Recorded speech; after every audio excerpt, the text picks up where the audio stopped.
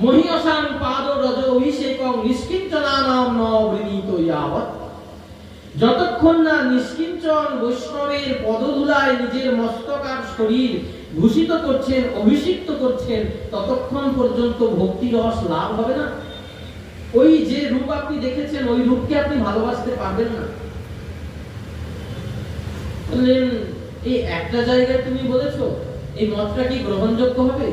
বলছে, কেন? আমি একটা জায়গায় বলিনি, ভাগবতের আরেকটা জায়গায় আমি বলেছি। যখন ভরত মহারাজ রঘুগণ রাজাকে উপদেশ করেছিলেন, তখন কি বললেন? আমি ভাগবত বলেছি সেই জায়গায়, রঘুগণই তৎতপসা ন জাতি ন চেজ্জয়া নির্বাপনাদ বিহাতবা ন ছন্দসা নৈব জলাগ্নি সূর্যই বিনা মহৎপাদ রজ অভিষেক। যতক্ষণ না কোন মহতের পদরজে আমার দেহ অভিষিক্ত হচ্ছে, ততক্ষণ পর্যন্ত আমার ভক্তি লাভ হবে না।